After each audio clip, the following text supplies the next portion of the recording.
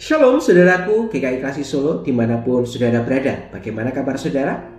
Ya saudaraku yang terkasih dalam Tuhan, kita kembali di dalam program Bina Iman GKI Kasih Solo tepat pada hari ini, hari Rabu tanggal 21 Agustus 2024. Mari saudara bersama-sama sebelum kita merenungkan firman Tuhan, kita memohon hikmat dan bimbingan dari Tuhan.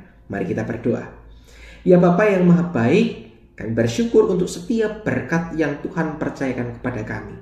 Ajarlah kami untuk selalu dekat kepadamu, supaya di dalam kehidupan kami, cerminan kasih Tuhan itu dapat terpancar di dalam setiap laku hidup kami.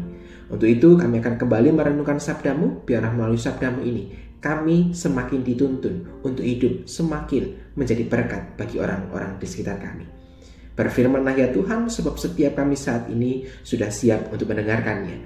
Di dalam nama-Mu Tuhan kami Yesus Kristus, Tuhan dan Juru Selamat kami yang hidup, kami berdoa dan mengucap syukur.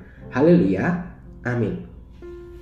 Saudaraku yang kasih Tuhan, ada sebuah istilah yang sering kali kita ungkapkan kepada orang, yaitu adalah kacang lupa pada kulitnya. Sebuah istilah yang kita lontarkan kepada orang-orang yang lupa akan identitas dirinya.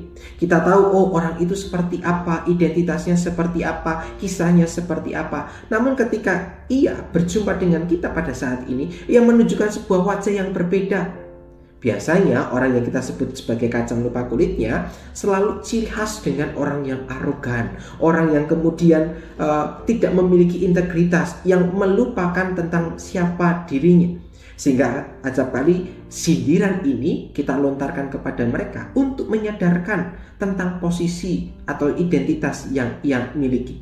Dan orang-orang tipikal seperti ini baru akan sadar ketika ia kemudian ditegur dengan keras, untuk kemudian ia melihat tentang siapa dirinya.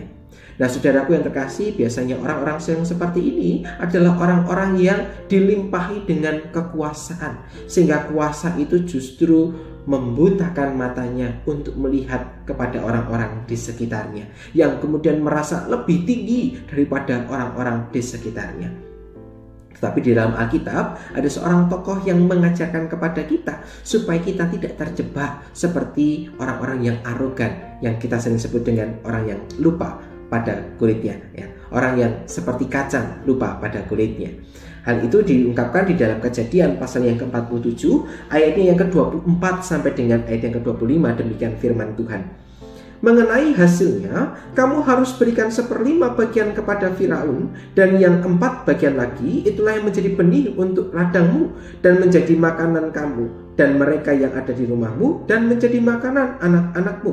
Lalu berkatalah mereka, engkau telah memelihara hidup kami. Asal kiranya kami mendapat kasih Tuanku, biarlah kami menjadi hamba kepada Firaun.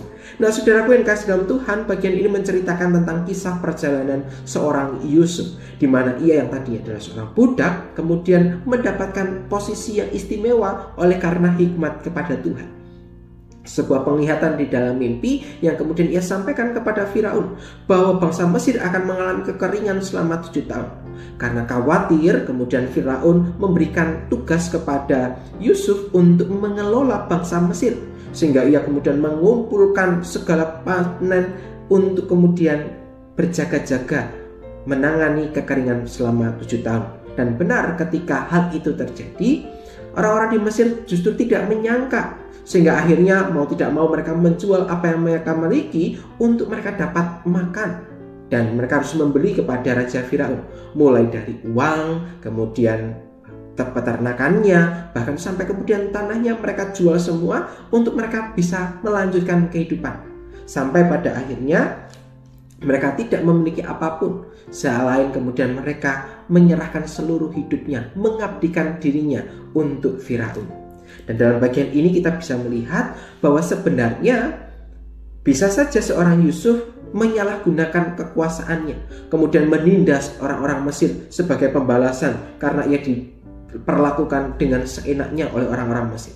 Tetapi kita bisa melihat bahwa Yusuf ini berhikmat kepada Tuhan dengan benar. Ia memiliki sebuah identitas yang benar sehingga ia tidak menyalahgunakan wewenangnya. Dari bagian ini kita bisa melihat dari bagaimana ia berbelas kasih kepada orang-orang di Mesir. Ia memberikan kesempatan bagi mereka untuk mengembangkan tanah dan juga mendapatkan makanan sehingga mereka terus dapat melanjutkan kehidupan bukan hanya bagi diri mereka tetapi juga bagi keluarganya. Maka dalam bagian ini kita diperlihatkan bagaimana seorang Yusuf punya keputusan yang bijak dengan ia berbelas kasih kepada orang-orang di Mesir, sehingga akhirnya orang-orang di Mesir sepenuhnya menyerahkan hidupnya kepada Firaun. Nah, saudaraku yang kasih Tuhan, ketika saat ini kita juga memperingati HUT RI yang ke-79, sebenarnya ini juga menjadi sebuah perefleksian bagi kita. Masih banyak orang-orang yang memiliki kuasa yang justru lalai terhadap tanggung jawabnya. Orang-orang yang memiliki kuasa justru menyalahgunakan kewenangan yang ia miliki untuk kepentingan dirinya sendiri.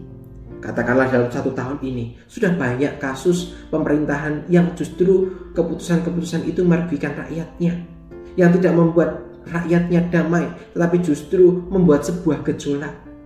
Maka ini juga menjadi sebuah pengingat kita untuk kita terus mendoakan para pemimpin kita supaya mereka sadar bahwa apa yang mereka lakukan itu adalah tidak benar, supaya mereka sadar untuk kembali memperbaiki cara ataupun keputusan-keputusannya dengan memperhatikan setiap lapisan masyarakat, bukan hanya orang-orang yang memiliki kedudukan saja, tapi orang-orang yang lemah, orang-orang yang tidak berdaya juga harus diperjuangkan kehidupannya.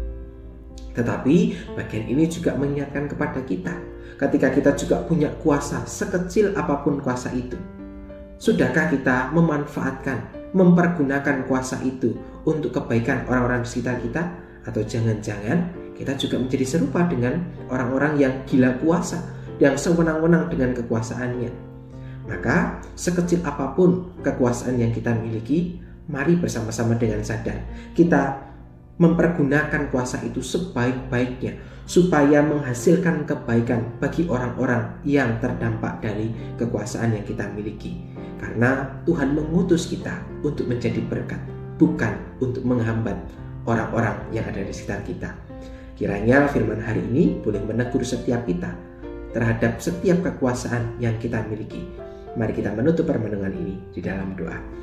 Ya Bapa, kami bersyukur untuk sebuah pengingat di mana seringkali kami terlena dengan kekuasaan yang kami miliki. Ajarlah kami untuk terus merendahkan hati kami supaya kami terus dengan sadar mempergunakan setiap kuasa itu dengan bijak. Karena kami tahu Tuhan menghendaki kami supaya menjadi berkat bagi orang-orang di sekitar kami. Maka mampukanlah kami supaya firman ini menjadi nyata atas setiap kami. Inilah Tuhan seru dan doa kami yang kami naikkan hanya dalam satu nama, Tuhan kami Yesus Kristus, Tuhan dan Juru Selamat kami yang hidup. Kami berdoa dan mengucap syukur. Haleluya. Amin. Saudaraku yang kasih Tuhan, demikianlah permenungan kita hari ini. Selamat melanjutkan aktivitas dan ingat, selalu pergunakanlah setiap kuasa dengan bijak, sebab Tuhan mengutus kita untuk menjadi berkat. Selamat menjadi berkat, Tuhan menyertai kita semua. Sampai jumpa.